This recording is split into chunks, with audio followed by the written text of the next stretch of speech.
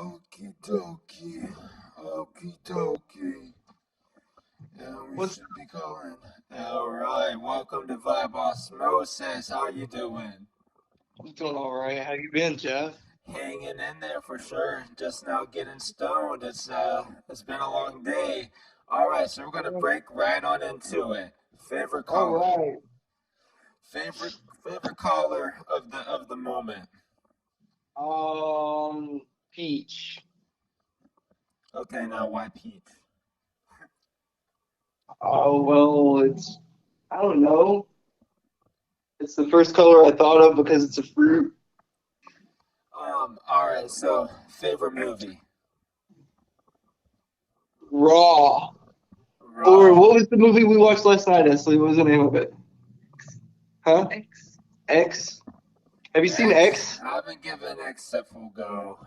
Give it a fucking go, man. I gave that It'll give you other. the ride of your life. I gave the other one, the Pearl one, a go, but I just Pearl. couldn't. Yeah, I fell Is on it the Pearl, but prequel? Okay. She was telling me about the prequel, and the prequel's really, yes, I I guess don't know. I guess I missed out. I didn't know it was a prequel, so I'm glad I seen the prequel then. Yeah, the X is wild, but it's a good one. I guess I kind of goes for like the scary. If you've seen any scary movies recently, all right. Also, shout out Astro Sign. My astral sign is that different from my zodiac sign? I mean, it's kind of however you want to interpret it, because some people it's like to look Oh, in like oh, it's all the my moons it's and my shit. identity. It's okay. Well, deer, of course. Yeah. Yeah, Favorite thing about making music. the making of the music, Yeah. making it, Favorite thing. making the shit. I don't like anything else to do with it. Actually, I like to make it and then fuck off with it. I don't care after The it's done. creating part's the better part. Yeah. What'd you say is the weirdest song you ever heard? The cat shit song that we made that one time. You remember? That is actually probably good weird shout out. That's a weird The shout out. Oh, favorite. anything Sun City Girls have ever done in their entire Yeah, fucking lives is that's a good weird as shout out. shit. And I love it. Probably weirdest shit that you could ever hear for sure. Well, and then you've had some impromptu jams in your day that were pretty out there. I remember you Pretty playing crazy. Capitol Hill, and that was That well, was weird. that was absolutely that was one of the better sets I've been to of an acoustic set for a venue, especially the atmosphere like it was great. I was actually thinking whenever we did that Chicago, whenever I did this Chicago show recently, I thought about doing an acoustic thing, because like Fred was kind of going for this whole like I'm just kind of like using beat machine and guitar thing, and I was like, man, yeah, like you kind of got the right idea. This is just a small room, but I brought all this gear out for I don't know, maybe for no reason. I guess big one, favorite instrument. Fuck. I don't want to be the ridiculous one and say a guitar, but I've been playing drums recently too, but it's still a guitar, I guess. Guitar and voice. Yeah, a lot of people have been shouting out voice, and to me, I'm like, that would be the last thing I'd say. Yeah, voices kind of suck, but that's why they're so great. Yeah, I would say biggest fear. It could be like like scared of clowns, or like I don't know, metaphorical. Shit. What am I scared of? I'm scared. It's really specific, but I'll tell you what it is. I'm scared of like, have you ever seen in like movies and stuff where there's like trials after death? Like, you have to go through something, like Purgatory. you have like this transformative experience after death, and but the twist is you're not really dead. I think I would hate that more than anything, to like, be comforted by the end of my life, and then all of a sudden some dwarf or elf pops up out of nowhere and is like, "Hey, You got to walk through your life experiences and see why you were such a piece of shit, and then you can continue on living. I don't know. That If just seems like a lot to me. I guess if you're lucky. Yeah, nah, I just kind of like to be dead if that's the case. I'm gonna die. I don't want the trials. I don't want the shit that goes with it. I don't want to like meet anybody or anything. I don't know. This is Seems kind of one. scary. This is one of the new ones I've just been bringing up. Have you seen the show Death Note? Death Note, no, no, I never caught. Anime's a little touch and go for me. Like, I'm weird. I've never seen Naruto, but I've seen something like Attack on Titan. So Yeah, it's like, the last Attack on Titan is not too bad. The movie, half and half.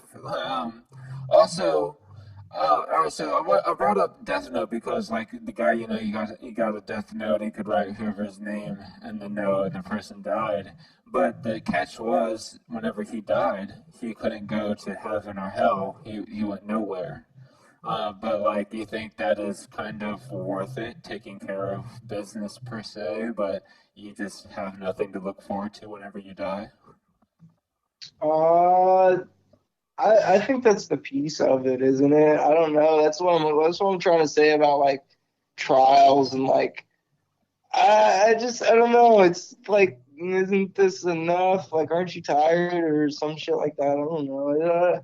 Doesn't I don't think death is that deep. I really don't. That's the thing. I think I would picture it as like waking up from a dream. It's just something. I don't think it's something you can really experience, but therefore I don't think it's something to be worried about. But yeah, Those my who biggest say fear. that they've experienced it are lying. It's bullshit. It's the government. They're clones.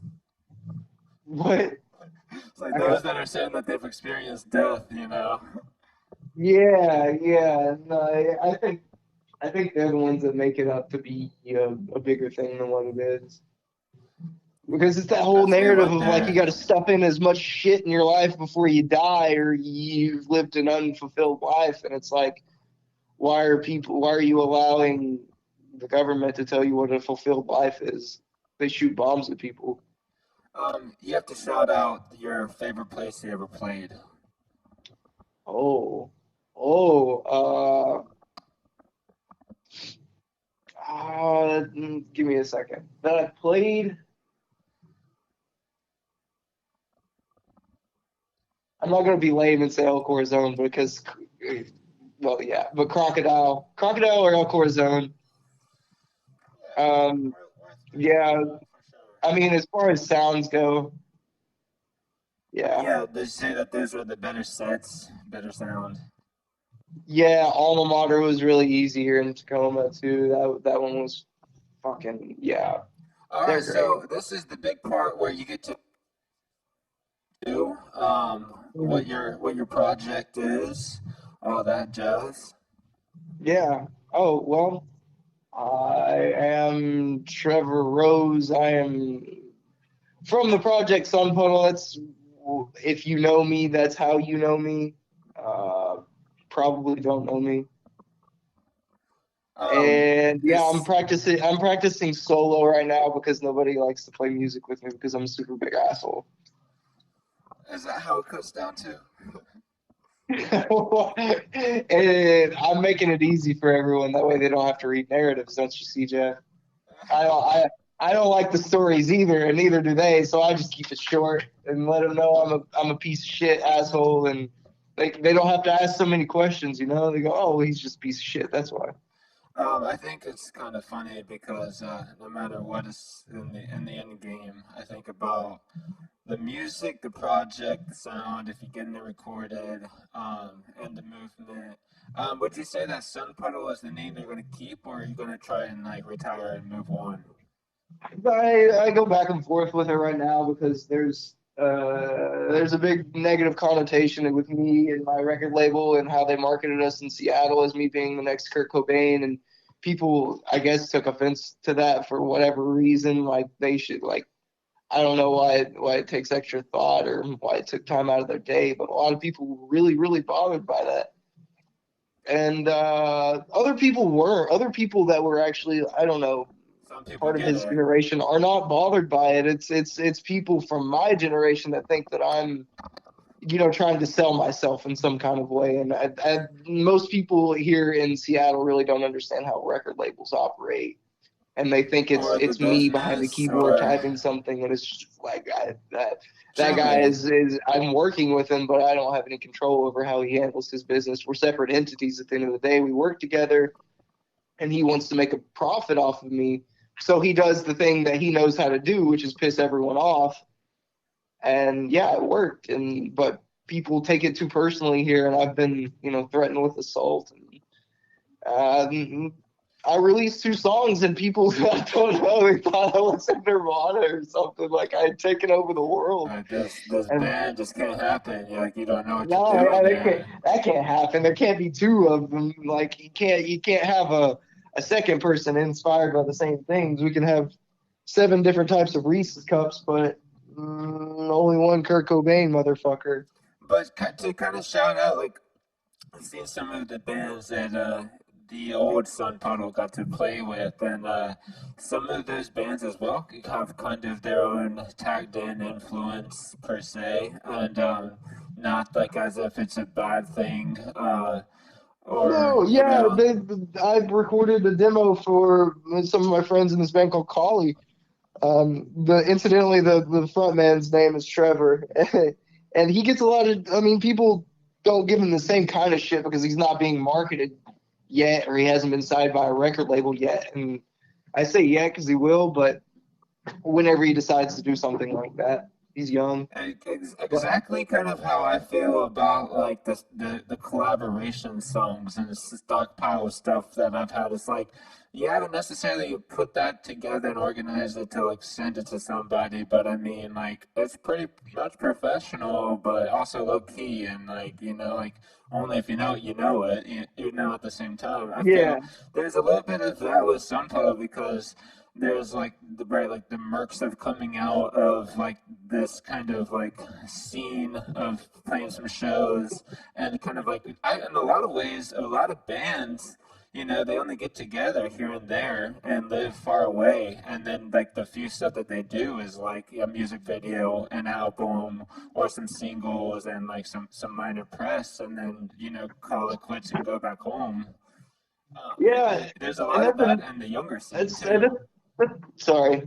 I mean, I Go just ahead. think it's interesting because it's prominent in like the older way, but it's also something that's kind of relevant to the newer scenes or say younger people in the scene.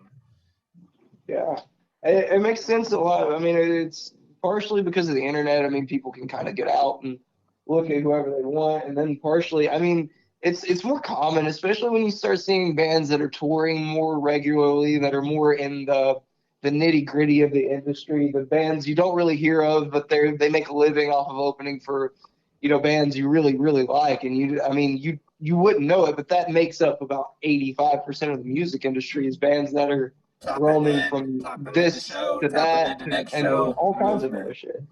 It is really true, especially for like traveling. I see like a lot of the bands that come like out of like New York and New Jersey that are kind of like traveling acts coming through city to city, but kind of like bringing in 3 to 4 bands for every show that they play. And like some of those bands are like from the area, some of them are coming out from where they're from, or just like random people that they hit up that are like reputable bands that are totally interested and down to play the show. So like it kind of helps like in a way like keep that community together, especially like the people that come out to those shows. You realize, like me and my friends, we went out to like Boris. They're like a Japanese like rock band show out in like the Mhm. Grog Shop, and like it's kind of interesting because like the last time I went to the Grog Shop, I swear I've seen about the same amount of people coming out to like a DOC's kind of show. And Oh it's shit. so it's like really interesting that like you can kind of find your community if they know like where to go that plays good music or music that like you would want to go and spend your $25 for or whatever.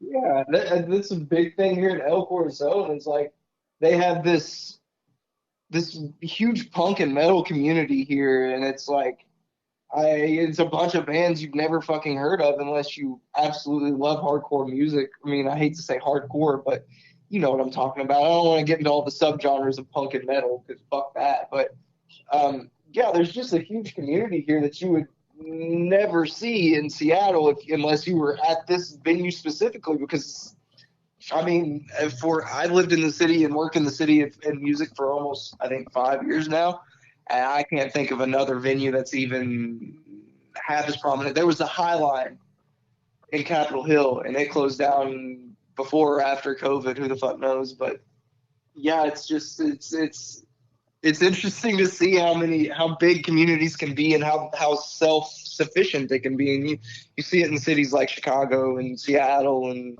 LA. They Definitely have their own Philly shit going right on. now. I feel like whenever pandemic hit, those bands tightened up, and like the rock music kind of just like it only had a few places to go, and like also the people that were kind of involved with that are the kind of like people I feel like are assholes where like you go into the show and you're smoking a cigarette, the person's gonna come up to you and like try to like throat slam you down, like that kind of vibe. But I think you don't get that out west if When's the you're last time like you heard this band? Oh, you really don't know them? Well, what kind of bands do you know from the scene? Fuck off! I'm like I'm seeing a show. Do you want new people here or not?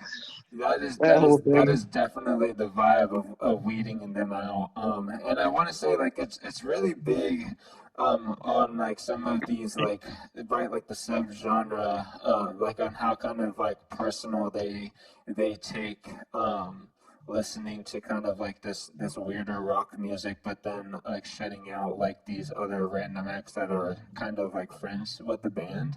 Oh no, I see a lot of that pushback from like younger people like supporting bands that kind of get like shit on for even trying, I guess. Yeah, and it's not only the you can't. I don't know. It's just I feel like people our age just they can't just not like something. I don't know. It's they gotta not like it and be opposed to it too for some reason. And if Like we, but I totally remember the times of like weeding out the ones where you just know like it wasn't cool, not gonna be worth the time or day, but also like you can see the work and ethic that they're putting in to kind of still like keep at it. There's also I feel like some of these bands that like I don't know, whenever it comes to like recording and coming to putting it out there, just like hyper specific about like kind of like following how the industry kind of wants you to only have like a certain way of representing or yeah, having and this let me tell you, representation. as I'm glad that I can be a older person and I've done this a little bit and I've had my knocks and bruises. I sound like I'm old. I feel old, but I'm really not. And I can say this for 100% sure. Now I have to rephrase the question so I can remember what I was going to say. Fuck, I forget I'll now. get over that. All right. Well, in your band, Sun Puddle, this other band, Sun Puddle, you guys recorded in the studio. Kind of Yeah. break down your process in recording in the studio. Oh shit. It was to be honest. It was there was never a comfortable setting in which we were and this is the industry for you. There was never one comfortable setting that I had in the music in recording professionally, and it was god awful. I can say that, and without and this isn't about anybody specifically or what their efforts or contributions were, because it didn't have anything to do with anybody but me. And it was like when you're recording for money, and I was okay. So I had a really really bad deal from Grunge Pop, $600 for my first record. That was okay because he got me the resources to basically other things that were more intricate, more affluent resources, just better studios and stuff. But still, we had, I think, at best we had a week for 4 songs. And like, I don't know if you've ever recorded for money, but especially for rock music, as much time as it takes, it's just I think we had 4 days for 4 songs, 3 or 4 days for 4 songs, and it's never enough time. It's like all the projects are rushed, and I mean, even we got done, but on the other project a little early than we expected. But it was just there was not enough time to have oversight and like listen to the material back, and then marinate with it, and then come back and make the changes. And that's when you hear about people making huge professional rock records. I mean, like to name drop Nirvana, they took probably 2 months to make Nevermind. I know Buzz Osborne had a super specific process when he was recording, and could only record with certain people because it's the resources that he had and what he liked. So it's, in my opinion, as opposed to trying to chase out this big, I don't know, record deal, it's never going to be enough. I mean, you're never going to get enough money to do it right for what they're expecting, unless you do. And that's what you have to really watch out for yourself for, is to make sure that you get what you're expected to put out. Like, for example, I was expected to put out an album under $600 of a recording budget, and I don't know if anybody on the planet that could do something like that. But it made sense for the time because I had other resources.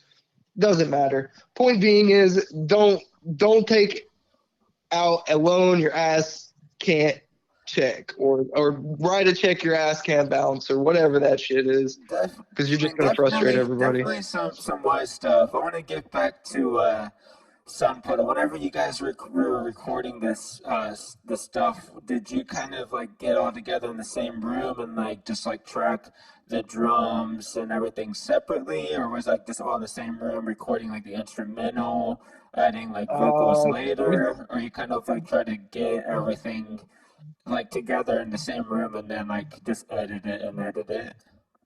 Depends. We did it a couple different with in Mob Studios. I think everything we ever did, we tracked it in drums individually and isolated. I only did one situation where we were playing all together with isolation and Mob Studios, and it actually turned out really great. I just wasn't a good enough musician to take advantage of it at the time. But yeah, I mean, everything, it's just standard practice. Especially, Mob Studios was a very specific incident because it's a humongous place. I don't know, it's probably 4,000 square feet of a studio, and then everything else I worked in was probably smaller than my apartment, which is 1,000 square feet. So it just really depends on your space and your time and your budget, or mine. And I think it's kind of funny if we kind of want to compare some stuff about Nirvana. Like you say, you got like some $600, and you kind of got like Yeah, this front out. and Wow. that was the joke. That's why he did it, because he got 600. I got $696, and the guy from Grunge But at Pop, the same time, he offered me $696. Kurt got like what, $500 to do like a couple out, no, it was like a 10-hour session to like work on and do like Sappy. And I know like even at that time, Chicago producer, we want to shout out Steve Albini, kind of stepped in, who was working with like bands like Big Black, Rape Man, Jesus Lizard, Pussy Galore. Um, but like he kind of helped Kurt and getting like what he kind of got this money. Kurt was like, I'm gonna just like use this to spend full ass day in the studio, and we kind of only cracked out one track, but we got like the live version of Sappy, even though it was a track that was already birthed, already had like a demo version, Mhm. You got to already do been that for playing around. yourself. You really do. Yeah, even if you got an itch or something, and you think that something's gonna work, you got to put it out and do it, even if it's not gonna be good. 'Cause he never released Sappy. I don't think that was posthumous that he released it. I remember like how like just kind of mentioning on this whole like nostalgia, Kurt like supporting the Melvins for like a show back out in like For an Tacoma. album, he produced Houdini. Yeah, and like I remember to also kind of bring out, like, he currently even put up like the $500 he got from like a loan to like just help out like a supporting show for a band, you know, that he like loved, support, wanted to be part of the scene. I feel like if you really want to look at some of like the legends, they did put in a lot of groundwork that's not necessarily spoken about. There, I feel like in today's bands, we do get a few that kind of put maybe like sticking their neck out for kind of like certain movements, especially with environmental rights and that kind of stuff. Mhm. Do you ever think like in your music, do you ever think like these messages is kind of also like translating how you kind of feel about the world, or do you think it's kind of something that like fits for the song? I think it's I'm too manic to have any kind of static opinion of the world. I don't really.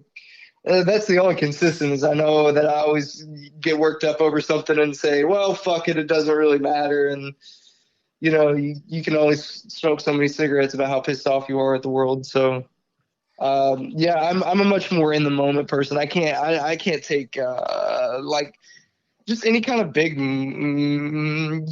I can't take myself and put it in a. I try to detach myself from society as much as I can anyway. So I definitely wouldn't try to put my music in a societal position and like try to make people self-aware of themselves. And I don't know, we don't need any more of that self-awareness that you get from the internet and publicity and whatnot. And I'd rather, I don't know. It's not that I'm trying to make things about me, but I mean, I think everything is.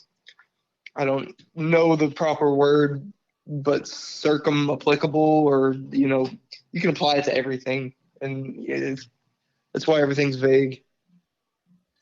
It's one of the cool things to also mention about how Nirvana got the opportunity to open up for the Sun City Girls way back when, and kind of like how that alone like was something that where they were also like aware of as far as like their experimental like aspect, and also like using characters and music and like allowing like that character to kind of like play a part to like the actual album, or of having like these far out um, vocals, and definitely the instruments used.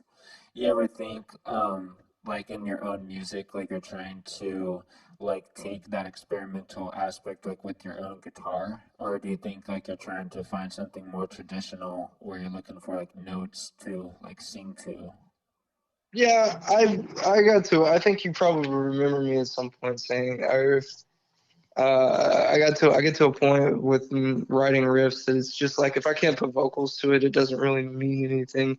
I think it's commonality for anybody that sings to hate vocals is a. Hang on, I'm lighting a cigarette. Yeah, as I said, they hate the fucking the shit they do it, but no, I think anybody that's sang enough hates singing, and that's what makes it so good is that it's just yours. You can't really do anything else but make it yours when you're singing for whatever reason, which is ironic because I'm speaking. If you've watched any of my YouTube videos, and or you know what people have to say about the way I sing, so it's If funny you that I say that. if you But what I'm trying to say is that inspiration is a universal concept, I guess. But I did not know that the Sun City Girls used that way to express themselves. That they would start with a picture and then move that into music. That's incredible. Yeah, it is a big thing. I think it's something like whenever maybe like I don't know, the dudes got to sit down and like have that experience like playing a gig with them, and like getting to like I don't know, take the dive and tune into like what they're doing. You get to see like a lot of like that weird art translated, like even like in like the vinyls, the CDs, and like the artwork, like even to bring up like being in the bathtub or like in your grandma's house for a music video. It's just something like in today's world, if we were going to do that for like a big rock band, they would almost find it like hilariously bad, and like distasteful. But somehow, like as like an iconic band like Nirvana was able to kind of like twist that and turn that. Did you happen to see that this Mac DeMarco featured on like Jimmy Fallon, where this band was sitting on like toilets, playing like piano and stuff? No, definitely not. I don't catch daytime television or nighttime television. Oh, if you were ever to go on like Jimmy Kimmel or something, would you go for it, even if you had no like real interest? Yeah, I mean, I need to eat too. That's Yeah, the they might part I give you a love check is for that we 500. all got to eat. Yeah, they might give you a little check for 500. Um, I'd hope something comes out of it, but yeah, a big $500 check. a big thing I want to get into is like if you're going to move forward, you kind of have like the big dose of reality, I guess, like with what you want to do in a studio or not a studio. You know what I mean? Like, do you think that you would like put together another album and maybe like do a physical release or like put it on vinyl only, even if it was to sell like 1,000 copies or something? I'm always. I have stuff going now. It's just I don't know. That's a tough question. In the future, yeah, I think I don't know though. It's kind of moving a different way, isn't it? With Spotify and such. I don't want to. I mean, I don't want to speak too much against them. I've got a little, I've got a small bit of numbers right now, and I don't want it to go to zero before the end of the month. So I don't want to speak too ill about Spotify. But but I don't know. It just seems like I feel like it's the Wild West right now with music, and that A big I thing. think there's a new. I think that the people we're gonna find a new way to sell music here as musicians soon. I think True. it's something like Bandcamp, but it has to be more accessible than Bandcamp, because nobody fucking has Bandcamp. Well, everyone that does have Bandcamp that's big, they now know like it's like you can download, rip it down, like rip it, download it, or just like record it, and like it's technically if it's on Bandcamp, it's technically for free too. So like I feel Yeah. like there's a little bit of like okay, if I have a Bandcamp, then like I will have like some merchandise that will be like more specific to like my audience. And also like I think that with Bandcamp there is some accessibility of like you're able now to provide the lyrics, the information, the YouTube video or like whatever video, and like still get the money straightforward if somebody buys it on Bandcamp Day. Which I think it is kind of funny that we have to have one day out of the month to like really benefit an artist. Yeah, it's always something. I don't know. I feel like artists are some of the most marginalized people on earth. It's hilarious the amount of shit we'll take just to do the thing that we want to do, and Right, like with they know it. Mixcloud right now, even though I'm on Mixcloud, I might be moving to multiple all available platforms once I work out this kinks with this whole music situation behind it. They're kind of like, well, if you're gonna keep more shows, you're gonna have to pay for it, and otherwise you could have a free account, but you have to keep on deleting your past shows to like keep on uploading shows, which is just terrible if you're going to try and have like a consistent podcast where you're like uploading all your episodes or something. So right now, Mixcloud got me by the balls of being a pro member, and you get the benefit of uploading your track in HQ, which I did notice a big difference, which is something I really love because before when you uploaded it, they like compressed your music and your sound a big chunk of it. And so some songs where you're doing like heavy mixing on with the effects, they like It crunched doesn't it matter. down to make it so quiet. And I'm like, why'd you like sound check it like it's a bad iTunes CD? You know what I mean? Um, Yeah, so some of those things about music. Also, like talking to fans and artists, they seem to be like, yeah, a big thing I do to listen to music is like I can play YouTube, and YouTube has everything, and like I can be watching it on my TV, I can watch it on my computer, watch on my phone, and like it's just one of the ways like I always watch and catch up with stuff. And so like to me, it's like you really do have to kind of be updated to always be on YouTube, always kind of like have something out there, and like also kind of find your audience where it's easy to be like, get on your playlist and be playlisted and on your like various media platforms and stuff. Yeah, we saw the most growth we ever seen as a band from when we released our music video. That and when we signed, we got a big chunk of people. But I mean, yeah, we had I think 10,000 views in like 2 days on the music video, and I mean, YouTube is just it's so universal, and people that's the way. And I'm thinking, and I might want to like TM this, maybe a way to like help artists get things working in their favor would be like using a Patreon or a PayPal or some shit like that, where it's super easy for everybody to pay for what they need to, and having like a private link to their music and like gating it themselves. But that becomes, its own headache because you have to, I don't know, and then you got to worry about bootleggers and all kinds of shit Yeah, like the days of there old. But there is at kind the of a same way of time, bootlegging at it. least something like that needs to happen, and to where the artist gets it's the money is funneled through the artist, and the artist pays. I And totally the thought artist of should be responsible I, for paying out people. I totally have thought about like doing the backtrack of like before these artists that like had like all these artists that were on vinyl. I have noticed that some of these like deep cuts you can find in Goodwill aren't available online at all. So it's like really nice Yeah, to know that some music is just kind of like it's only available on the hard copy record.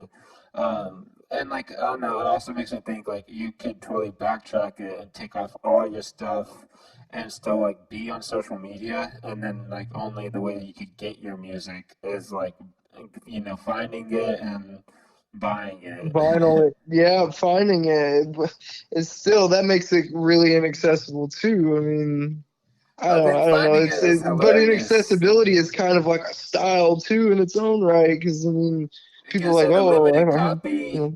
Gives it only made 500 of these DVDs, but like I scattered them all, my on my tour, or something like very DIY. I think that's something like I've always been interested in because like growing up, I've always seen like people do signs and like just leave it around, and like I just remember like going to the city for the first time and like looking inside that newspaper bin because my dad always got the newspaper and been like, Dad, like, what are these? And like, he's just like, oh, it's just like some art shit. Like, had no interest in what the fuck the pamphlet was, but I was like, I'm keeping this. it's got some good doodles here. Like, I don't know. I just like one of those things where you're just like, oh yeah, I totally can like recall like going in like the frishes and just kind of like finding out that somebody like left like this random thing that they like drew and like had like poems in and photos and stuff, and you're like, why did they leave this? And now that I'm older, I get it. It's like leaving the trail or lighting like that torch of like this is what's cool, this is what's good. Just be anonymous and get it out there. Yeah, yeah, that's seems like the narrative of what it's all about, and I know that that's you what shouted it's out. I know all that you about. shouted out that you recently watched the X movie. Any other cool movies you've seen like recently? Mm, that I can think of. What else have we watched recently? Um, Swan and the Princess. Yeah, yeah, it's awful. It's not very good. We gave it 56 on Rotten Tomatoes. 53. That's the 56 is high. A 30. Esley says 30, so we're going with 30 on Rotten Tomatoes.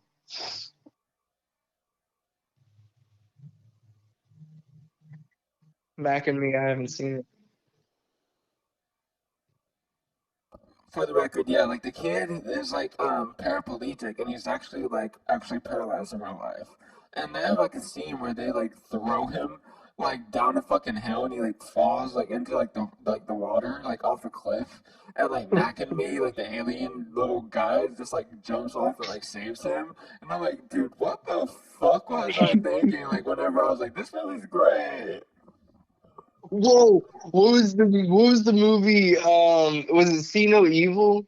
I haven't seen Where that the, one I where, think. where the lady's blind and deaf, and she like, and there's a murderer, and she has to like, ¿Tú recuerdas? I haven't seen it. She's blind and she's deaf and she can't see anything, and there's a murderer in the house, and she's like running from the murderer, and she ends up in the middle of the field. And she's blind and deaf. Come on, what was the name of the movie? I think it's called See No Evil. Might be. I might just be making it up because that's what it sounds like it is. But yeah, there's just this lady, and I don't know. I felt so bad for her because I think she's actually blind and deaf. And like, Yeah, there's a she was murderer in the actually house. No, like she's not. She's not deaf, but she's blind, uh and she can't see anything, but she can hear the murderer in the house. And she's like, she ends up in the woods, and oh man, it was awful. oh I yeah felt bad for her. That was it. a good question would be if you were gonna be blind, and everybody else was blind. Do you think that you could be the leader of leading the blind, or do you think that you would be a follower? I was If I was blind and everybody else was blind, Yeah, they would I be the, would, needed a would I leader. be the leader? I don't think it would change anything. I'm not a leader now. I mean, I am in some capacities. Like, I had a band, but like, I'm the leader of, like, the mystery gang, not like the United States. I'm Fred. I'm not fucking President Biden. There's a jump between those things. So Um, maybe I'm leading a small group of blind marauders who are bloodthirsty, because I just don't imagine there being much food amongst blind people. so your friend, is it your girlfriend that you're staying with right now? Ashley, yeah. Oh, so does she also make music or no? Yeah, she makes some music. What would be the doll? What would be the doll of choice? What would be the doll of choice? For her? Oh, well, she would probably go with a Chucky doll of some sort, or any doll. She's got an infatuation with Um, dolls altogether. Right, Or but the like, DAW, what does she use? DAW, What does she use to record with? GarageBand. Oh shit! So, have you guys ever collabed yet? I helped her with some drums on a new project she's working on, which nobody knows about, but she's a lot more famous than I am. I would say like my partner right now, like she like if I give her the computer, she definitely would probably make a song that sounds way cooler than what I like cook up for sure. And like to me, it's like always like in like a weird, trippy, minimalistic like way of like like incorporating the beat and like finding like these like weirder, spacier, like synthy, but like obscure stuff, And like to me, like Mhm. now, like my process is kind of like find a cool beat, make a good beat, or use like the beat machine, and then like work out like the bass, work out like the keys, or if like It's all jamming. rhythms. It's Yeah, all it's all rhythms, man. Nothing else matters. lately, or like or if I'm jamming with like somebody else, it's like lately I'm just kind of stepping back and seeing like what they're good at. You know what I mean? Yeah. There's some like with this project that you have with Sun Puddle, is it something that could become like come back, or is there no like is there no hard feelings in the Um, band, or is I'm it like working on something. I'd like For now, I'm practicing solo. I I have options to record if I want to.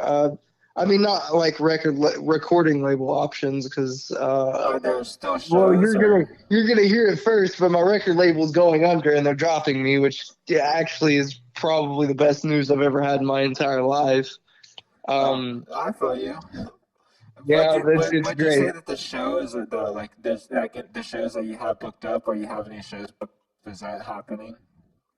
Well, I'm having people hit me up, and I'm telling them I don't have a roster. Yeah, I've got a black book. I mean, like every musician does when you get a venue down and you know them, you keep their name and put it away in a lockbox, and you don't forget about that lockbox because you're gonna need a bunch of shows one day.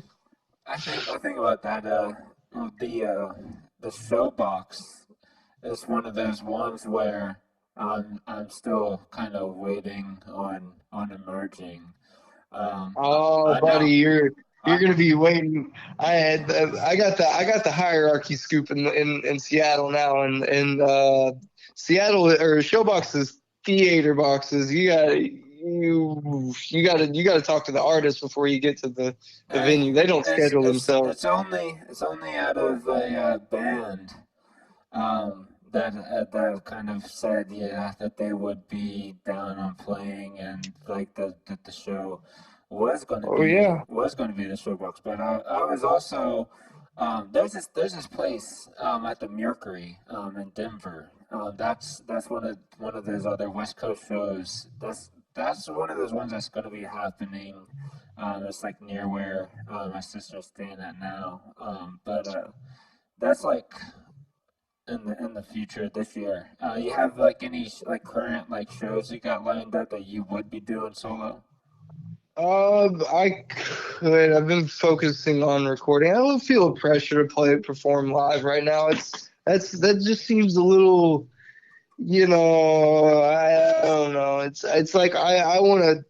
I got a little taste of tour with playing with margaritas, and I just now I have a different respect for playing locally, and it's just like you don't want to play yourself out of a certain place. I played in Seattle over 30 times last year, and it's not that it's a bad thing that I played that much, but I mean, people get tired of seeing the same names over and over, and you need to get your name out of the city.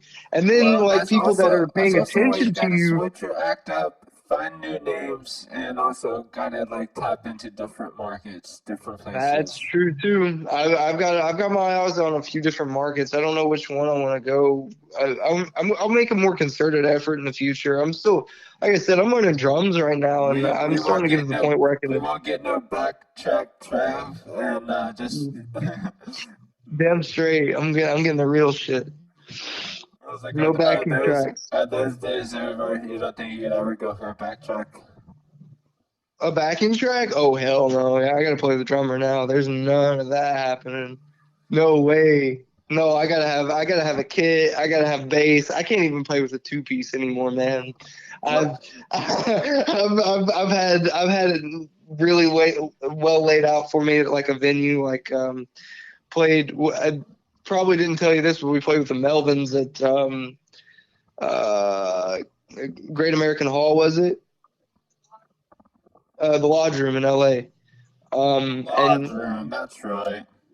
yeah, yeah, and that was well, it was an 800 cap venue. It was at capacity. That type of energy is just it was a really fun show. And that same thing with the Crocodile. There were 500 people. They weren't moving that much, but it was like being on TV or something. It was incredible. And then El Corazon, I mean, that this place is just it's like I don't know. I mean, it's like a punk venue. You walk in and you're kind of scared, and everybody's sweaty, and it's really really dark and not well lit, and all the bouncers downstairs are fucking terrifying looking, and it's great. It's what makes this place awesome, and and everybody you're gonna get a mosh pit at every show at El Corazon, and you get what you pay for. Essentially, I caught the chats here one time, and I caught people like bitching about the venue out front, and it's just like I don't know. It's so sad. It's I like feel like that's the tourist and also that's the tourist aspect and then a little bit of the Jews talking. the Jews talking too. Yeah, it's like I mean, but how can you have the gall to talk shit about the venue that brought your favorite band to the city that you I've live in? It's like, I've got a few of those, and plus the Midwest shows and higher shows. Whenever they get good bands, it's always typically like the sound was oh shit. That guy was a douchebag. That host was rank. Like that guy was Dave Chappelle. yeah, and it's just I don't know. Appreciate what you got and what you're getting, and people are very ungrateful in the scene. It's sad. It's sad. It's Yeah. energy from the music vibe. I feel like it's just because out of like a lot of music is dead. I mean, that's kind of like a central thing that's affected people. Have been like the vibe is dead, the scene's dead. Now there's kind of like a slight revival of kind of like a revolting thing. It's more like anti-music at this point. Yeah, that's what I feel like I'm making. I feel like Sun Puddle was very much anti-music, especially when we started to get Nirvana comparisons, because it was like the more that people compared me to Kurt, the more I leaned into it and made them, I don't know, made them right. Like give them, if they're gonna hate me, I wanted to give them a justified reason to hate me. And These people that my sister is kind of like associated with work with like Sony Music, and they wanted me to kind of like work on an actual like album and do stuff. Interested. It's like if I was gonna do something, like I'd send you like something whenever you press play, it'd be like 2 second clip, or you know what I mean, like just like it's an album, like a 30 second like snippet broken down for like an entire album or something, where it's like that album was 5 minutes. yeah, and there's the notion there again. You're talking about going major, Jeff, and like your family has insights on to being major. And I know you're right because I remember you talking about your brother working at That BB. uh he what? Was it the music spot at the BB? Oh, which one of your family members is it that works for they make music for movies and such? Oh yeah, you're right. Yeah, out in LA. Yeah, good old Marcus. Yeah, Marcus. Okay, yeah, and so I've always known that you've had like en routes to go major if you wanted to, and I really wanted to do it. I I think mean, we I, were I we think were we were to getting me it's looked like at by Sony at the same time. it takes like responsibility of like of really Mm. trying to fit other people's like wants, and like to me it's like I've been really just wanting to fuck off. Yeah, yeah. I mean, I was shitting myself when I was getting when I mean, I had the whole posse. I had a record label manager, fucking photographer, goddamn producer in house, and all of that. And it didn't make any less of a headache for me, and that blows Yeah. my fucking mind. It made more headaches. There were more phone calls, more. It's like I don't understand. It's like how did having all this help make it more work? Like all I was ever doing was putting out fires, and I was trying to fuck off and write music for everybody, but it just, I don't know. We just always ended up making more problems than what it was worth. It was never anything big. It was a fucking Instagram post or a Right. or a fucking, it's just the smallest shit. And it's like, why am I fighting with you over this? Why are we fighting each other over a fucking Instagram post? And That's today's world, Lyle. I know, and it's like I've been fighting I it tried to explain myself. to them. I even tried to explain to them. I was like, "Look, I'm exposing this side of you. You understand? You are in the music business. You are the one that's, I don't know, talking about this stuff and making it a thing." I don't want to get too into I really want to specifics. bring up I really want to bring up Nine Inch Nails.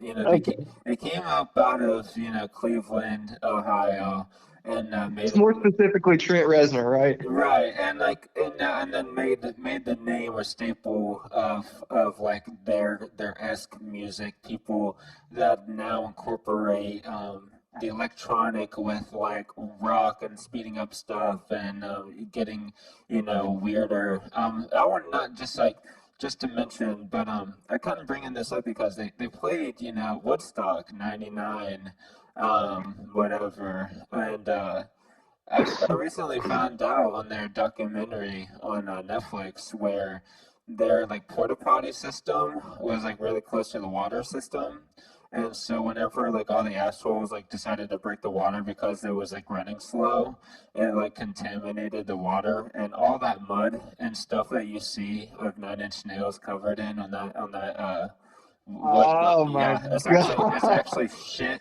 water mud stuff. And they had to have known. They Oh knew. my They probably god! smelled like shit. They knew it too. My god, that is some. That's some punk rock shit. uh, that's beyond punk rock. That's feral. That's respect. I mean, that's more like death metal to me. That's Um, metal. a It's lot of beyond punk. That's metal. like the comments and stuff, like you gotta watch this documentary. Like, a lot of like the comments, and they don't mention too much about the nails, but a lot of the comments of like from the people that were there were like it was the best thing they've ever experienced. It was complete freedom. We did drugs, we had like sex, you know, we were listening to like the bands we loved. And it was exhausting, you know, and like also like they didn't have like, much security, and they didn't have like they eventually started like rioting, burning down the place, and like just becoming complete anarchists, like going outside of their minds and bodies on this musical journey. It I was think I Woodstock. think we're either really close to something like that now, or we're never gonna see anything like that again. And Uh, it's got like, I don't know. I got really high hopes because like there's some freedom freaks out there that are kind of willing to maybe push that boundary. Yeah, But yeah. I don't know. I only see. I don't really get out of Seattle very much, and I don't get to see. You know, I hear really good things about how Chicago treats its music scene. I've seen LA, not super vampires. happy with what I was exposed to as far as the way they treat their scene and It's themselves. hard for And show, but I love it at the same time. I'm like I give you so much credit because everyone's working so hard for the game. yeah, okay. So you've seen the same thing I did. It does like the show doesn't stop. Oh no, the show never stops. The show doesn't stop. I was just trying to think when it would stop, but it starts. I was gonna say it starts when they walk in the door, but it starts way before then. The truth is, I mean, That's why I and you said know, whenever you go to LA, it's balls to the wall, and you gotta like oh my ride it out. And god. if not, it's like you're gonna be like kind of stepping back and like. To me, it's like I always kind of step back and like I overthink was always the everything. fuck. I went outside, smoked a cigarette first. Yeah, I'm before smoking and anybody. drinking, and then like I'll just get fucked up and see like what happens. Exactly. I don't like. I feel like there's a lot of expectations in LA, and that's the kind of thing. Like one show can blow your career wide open for you, maybe, or that's the sentiment. That's what everybody feels. And And the prolific like idea of like doing more and also like moving around. I think that's a big aspect of it. But yeah, it's like really all about the name game, the shots. yeah, That's really something like yeah. I think about it because I have this oh no, like there's moments too where you just kind of get really deep, like overthinking a bit about like morality in my part of, and like also like there's like some of those things where you're kind of like wondering like what's best for you too, and like what are you interested in? Yeah. Yep. And I don't know. Another thing, this has nothing to do with what you said because I'm stoned, but I remember how to record everybody played in LA and how it's and by to record I mean how like if I could imagine listening to their album how there was just absolutely no differences between their live performances and I their love albums. it and hate it too. It's like to me, it's like they put on the best show that they could possibly think of and the best representation of what exactly was done. And I get it. And also, like, to the bands that come through LA that have recorded their music, like, kind of weirder, and also, like, maybe like, have, like, a more, like, lo-fi sound and then play live and it being even better. You know, you gotta give a lot of cred. Yeah, 100 Gex is one of them for shout out. yeah. I was backstage at one of Phoebe's concerts, and she had that 1,000 yard stare at the end of her tour. I felt so bad for her. They played great. Phoebe did.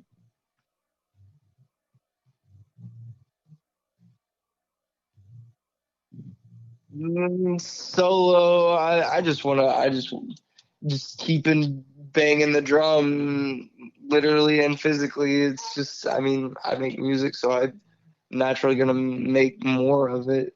I'm not gonna stop because I don't have a band. I've made music with less. I've got uh, two 4x12 cabs staring me in the face, and a 2x12, and another 4x10, and then a drum set and stuff to record it with. I'm gonna make music. I mean, like, I got all this shit. I can play whenever I want.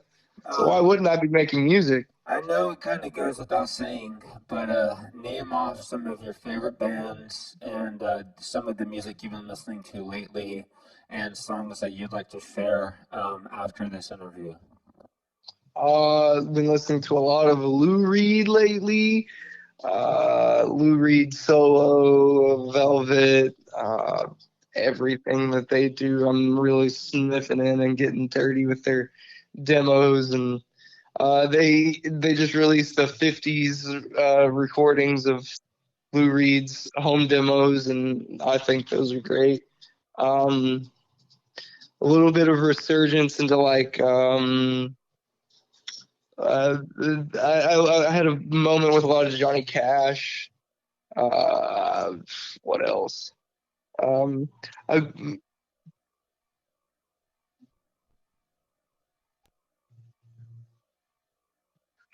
was it indistinguishable?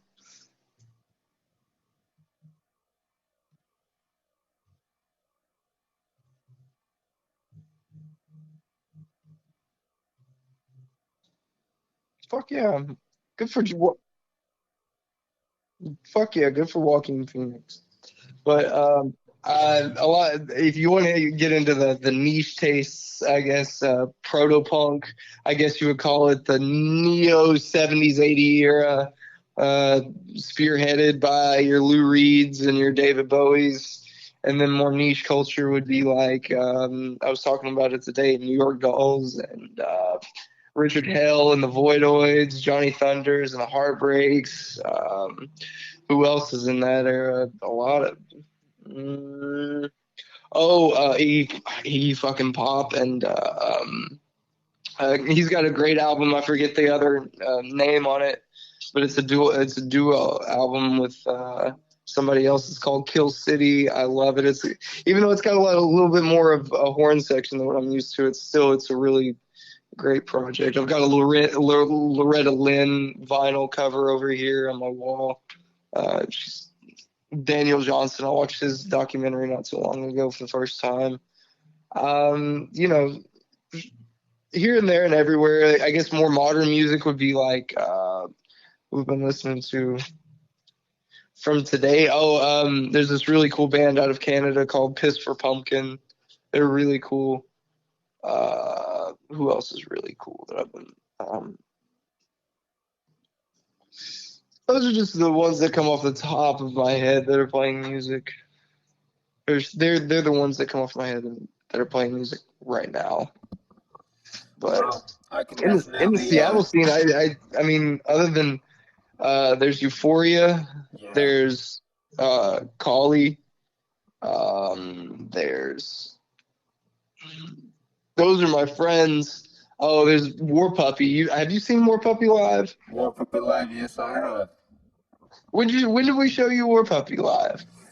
What was the 2020, 2019? Yeah, It before was like pre-pandemic. the first or second visit time frame. Okay, okay, okay. Yeah, yeah, War Puppy. Uh, there's more from Seattle. I'm just blanking right now. All right, I Uh, guess another thing. Uh, Wipers. Gotta say Wipers. uh, Pacific Northwest. you have to also shout like if you want to shout out for the show before we go. Uh, Shout out to the show. I have. I'm just gonna shout out you, Jeff. Alright. I don't know anyone else to shout out. I've been socially dormant. Shout out Hannah Montana, of course. Hannah Montana, Miley Cyrus. We know who you are. Don't lie to us. Don't lie to us. I actually heard that she was also making clones and human trafficking her clones of her bleached asshole. Um, yeah. Also, I also know that she was harvesting enough coke for the entire Nashville party. So Had to have been wherever it was. She's the one to hit up as you go through Miley Cyrus, and she oh delivers wait, it to you I say personally. Tennessee. Oh man, for Kentucky. We're talking about these hillbillies. Sorry, Trev. It's okay. I've been I telling, also want to I've been shout telling out. Esley, I've been telling Esley a lot about our times and adventures in Miami. Yeah, those are definitely. I want to say they're always one of the ones where I'm like, that just like happened before COVID, and like it would never happen today, probably. Like the Never, best. never could, never again could it happen. There's never a time period, I don't think, in the history of humanity that you could do that you could leave one city with all your things and live in another one for a month. I Uh, don't know. It was weird. Definitely one of the weirdest. One of the weirdest But and why best. did we? Why did we get squeezed out though? I forget. It wasn't that we got the hostel. We had to get the hostel, but it's like a fever dream. I remember that the hostel was really It was all because necessary. of the alcohol and the drug use. The drug use. Were we run like because we were in with this gang, the street gang. We were the street game. We were running We this were the game. street gang, but we were about to end up we were about to end up running stuff for this street gang. It's You facts. remember? It's With facts. they were all on skateboards, Um, and they were about to take over the city. It was ridiculous. It's like I remember the second time back to Miami, we were expecting Tensack to be on the same strip. Ten sack. That was it. Oh, and then Oh, should no, have just no. been staying there.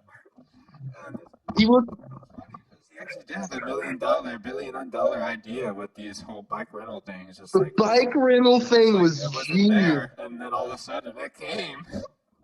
Okay, I'm gonna put Ten Sack on. I gotta describe. Shout out Ten Sack for one. Shout out Tensack. But I gotta describe him for the record. Ten Sack was he had these beautiful blue eyes. They would pierce your entire soul. He looked a lot like Will Ferrell. Like I was pretty sure that's how we first got with him. I think one of us either asked he was if he was Will Ferrell or we said you look a lot like Will Ferrell. Yeah, for real. Like Will Ferrell needs like big sports and like on drugs. And and was wearing a parka in the middle of Miami, 85 degrees, rocking a parka with a chain.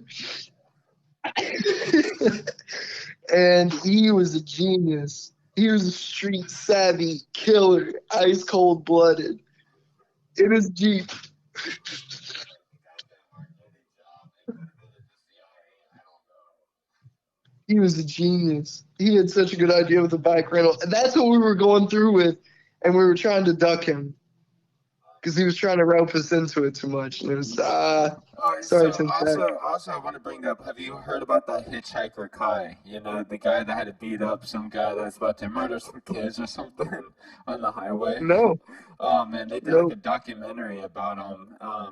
But like I guess he was like the street famous kid, and he didn't go by any rules, and he only lived kind of like how Corey with the face tattoos live. Like he just like went on his back with nothing but his shoes.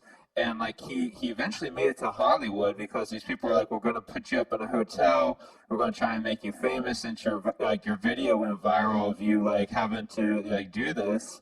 And like he goes into Hollywood and like pees like on like the star, and like he gets really drunk inside the hotel and starts like going crazy and beating up shit inside the hotel, and like He gets kicked out of the hotel because he skateboards like around the bar and shit.